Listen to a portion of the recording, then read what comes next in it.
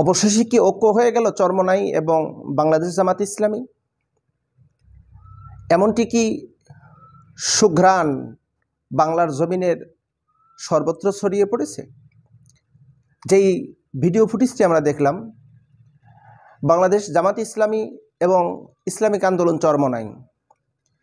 চরমোনাইয়ের আমির মুফতি রেজাউল করিম হাফিজাহুল্লাহ এবং বাংলাদেশ জামাত ইসলামের আমির ডাক্তার শফিকুর রহমান হাফিজাহুল্লাহ তারা এক জায়গায় বৈঠক করলেন, দীর্ঘ সময় আলাপ আলোচনা করলেন বিভিন্ন দিক বিষয় নিয়ে। ঐক্যের শৃঙ্খলা আবদ্ধ হওয়ার জন্য কি কি করণীয় এবং কি কি বর্জনীয়, এ সমস্ত বিষয়ে আলোচনা হলো। আমরা সেই আলোচনা দেখতে পারলাম বাংলাদেশের ইসলামিক আন্দোলনের সিপাহ সালার রক্তপিচ্ছিল পথের যাত্রী যারা বাংলাদেশ জামাত ইসলামের কারা নির্যাতিত মজলুম জননেতা ডক্টর শফিকুল ইসলাম মাসুদ, আমরা দেখতে পারলাম কেন্দ্রীয় অ্যাসিস্ট্যান্ট সেক্রেটারি মৌলানা রফিকুল ইসলাম খান, আমরা আরও দেখতে পারলাম ইসলামিক আন্দোলন চরমোনাইয়ের কিছু ভাইদেরকে। দীর্ঘ সময় বৈঠক পরে সাংবাদিকদের মুখোমুখি হলেন বাংলার এই দুই বীর সৈনিক মুফতি রেজাউল করিম এবং ডাক্তার শফিকুর রহমান। সাংবাদিকরা বিভিন্ন প্রশ্ন করেছে, প্রশ্নের পর প্রশ্ন। একটি প্রশ্ন করল যে অন্যান্য রাজনৈতিক দল তারা নির্বাচন চাচ্ছে খুব অচিরেই, তো আপনাদের নির্বাচনের বিষয়ে আপনাদের চিন্তাধারা কি? ওরা জুলাইয়ের মধ্যে নির্বাচন চায়, আপনারা কি চান? প্রশ্নটি করেছেন জামাতের আমির ডাক্তার শফিকুর রহমানকে উদ্দেশ্য করে। তিনি ইশারা করে দেখায় দিলেন মুফতি রেজাউল করিম সাহেবকে। মুফতি রেজাউল করিম তিনি জবাব দিয়ে দিলেন যে আমরা নির্বাচন এই মুহূর্তে চাচ্ছি না। না চাওয়ার অসংখ্য কারণ, বাংলাদেশের অনেক কিছু সংস্কার করা হয়নি। সংস্কার যখন হয়ে যাবে তখন আমরা নির্বাচন চাইব এবং নির্বাচনে অংশগ্রহণ করব, এবং তখন বাংলাদেশের সুষ্ঠু অবাধ নির্বাচন হবে, যেখানে কোনো পক্ষপাতিত্ব থাকবে না, যেখানে কোনো জোর জুলুমভাবে ভোট কারচুপি করার কোনো সুযোগ থাকবে না। কেন্দ্র দখল, ভোট কেন্দ্র দখল, ভোট চুরি এবং দিনের ভোট রাতে হওয়া অথবা ক্ষমতার জোরে ফলাফল ঘোষণা নেওয়া, এই সুযোগটা থাকবে না। যখন বৈষম্য দূর হয়ে যাবে, সংস্কার যখন হয়ে যাবে, তখন বাংলাদেশের মানুষ শান্তি সুষ্ঠু হলে ভোট কেন্দ্রে যাবে এবং ভোট দেবে। বাংলার মানুষ তার বিবেক চিন্তা দিয়েই নির্বাচন করবে কাকে জয়যুক্ত করা যায়। সুন্দর প্রশ্নের জবাব দিলেন মুফতি রেজাউল করিম সাহেব যে আমরা সংস্কার চাই, বাংলার জমিনের সংস্কার না হওয়া পর্যন্ত আমরা নির্বাচন চাচ্ছি না। এখন চরমোনাই এবং জামাত ইসলাম যখন ঐক্যের পথে, আমরা ধরে নিয়েছি যে ঐক্যবদ্ধ হয়ে গেছে, তাহলে বাংলাদেশের চিত্রটা কেমন হবে?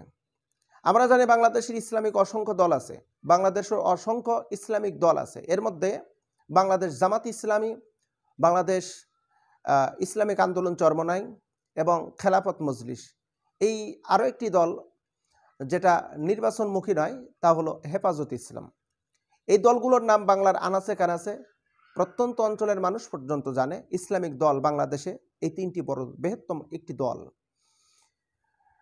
এই দলের অনুসারী অসংখ্য ব্যক্তি আছে, সহযোগী আছে এবং ভালোবাসার অসংখ্য মানুষ আছে, যেটা আমরা লক্ষ্য করে দেখেছি। বাংলাদেশে অসংখ্য ব্যক্তি, কোটি কোটি ব্যক্তি, বাংলাদেশের অসংখ্য মানুষ আছে যারা এই সমস্ত ইসলামিক দলগুলোকে ভালোবাসেন এবং সাপোর্ট করেন।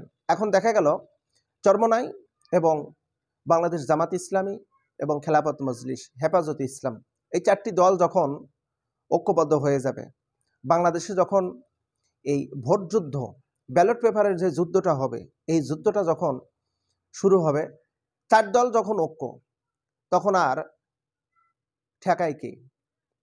চার দলের মানুষ গোটা বাংলাদেশে 18 কোটি জনগণের ভিতরে 16 কোটি মানুষ হলো মুসলিম। এখন 16 কোটি মানুষের ভিতরে আমরা ইতিপূর্বে যা দেখেছি, ভোট পার্সেন্ট কোন দলের ভিতরে মানুষ বেশি সাপোর্ট করেছে, আমরা দেখে এসেছি দুইটা পরিবারের কাছে গোটা বাংলাদেশ আবদ্ধ হয়ে আছে। একটি হলো শেখ পরিবার, আরেকটি হলো জিয়ার পরিবার। দুই পরিবারের রাজনীতি গোটা বাংলাদেশে চলে আসতেছে লম্বা একটা সময়, প্রায় ৫৪টি বছর। এই প্রায় অর্ধ শতাধিক বছর ধরে আসতেছে এই দুইটা পরিবারের রাজনীতি। তো আমরা যেটা এখন অবজারভেশন করে দেখলাম ২০২৫ সালের গোটা বাংলাদেশের মানুষ আর এই দুই পরিবারের কোনো পরিবারকেই পছন্দ করে না এবং তাদের রাজনীতি কেউ পছন্দ করে না। তারা এখন এতটুকু জানে যে বাংলাদেশে যদি ইসলামিক দল যদি প্রতিষ্ঠিত হয় তাহলে তাদের মাধ্যম দিয়েই কেবল বাংলাদেশ সুরক্ষিত থাকবে, বাংলার জনগণও সুরক্ষিত থাকবে। যার কারণে এই বাংলাদেশের তাওহীদি জনতা তারা বিভিন্ন জন বিভিন্ন মনা হয়ে গেছে। কেউ হেফাজত ইসলামের সমর্থক, কেউ বা হয়েছে খেলাফত মজলিসের সমর্থক, কেউ বা হয়েছে ইসলামিক আন্দোলন চরমনায়ের সমর্থক।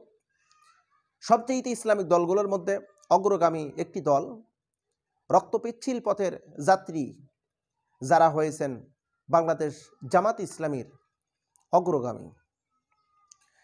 এখন এই চার দলের যেই সমর্থক, এই সমর্থকগুলো যদি তারা তো নিজস্বভাবে নিজস্ব গতিতে তারা যখন অংশগ্রহণ করবে নির্বাচনে, দেখা যাবে যে অনেক ব্যবধানে বিজয়ী হয়ে গেছে।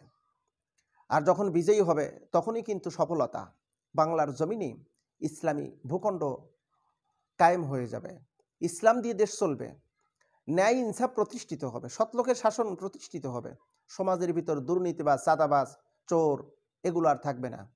বাংলার সম্পদ ছিনিয়ে নিয়ে চুরি করে দিল্লি, ওই লন্ডন, আমেরিকা, কুয়েত, জাপান, সিঙ্গাপুরে বাড়ি করতে পারবে না। তারা আর না কোনো দুর্নীতি করার সুযোগ থাকবে। আমরা বিশ্বের ভিতরে মাথা উঁচু করে থাকতে পারবো। আমরা আর কারোর কাছে হাত পাতবো না, ধর্ণা ধরবো না। ইসলামিক দল ঐক্যজোট হওয়া মানেই বাংলাদেশের শান্তি বয়ে আসা। এটিই হলো ইসলামী সমস্ত দলের ঐক্যজোটের একটি সুফল, যেটা বাংলার জমিনের মানুষ অপেক্ষায় আছে দেখার জন্য। চরমনাই ইসলামিক আন্দোলন এবং বাংলাদেশ জামাত ইসলামের এই যে বৈঠক, এই বৈঠকটা দেখে মানুষের হৃদয়ের ভিতর কতটা শান্তি এসেছে যেটা ভাষায় প্রকাশ করার মতো না।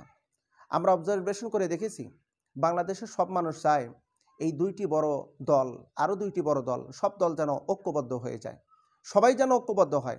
হ্যাঁ, প্রত্যেকটা মানুষ, প্রত্যেকটা দলের কিছু না কিছু ত্রুটি আছে। এটা যতদিন জীবিত থাকা হবে ততদিন এই ত্রুটি থাকবে। মানুষ মাত্রই ভুল করবে। জামাত ইসলামের যে ত্রুটি নেই তা কিন্তু না, হয়তো বা দুই একটা ত্রুটি আছে। এরপরে চরমনাই ইসলামিক আন্দোলন, তারও কিন্তু ত্রুটি আছে। খেলাফত মজলিস, তারও কিন্তু ত্রুটি আছে। এরপরে হেফাজতে ইসলাম, তারও কিন্তু ত্রুটি আছে।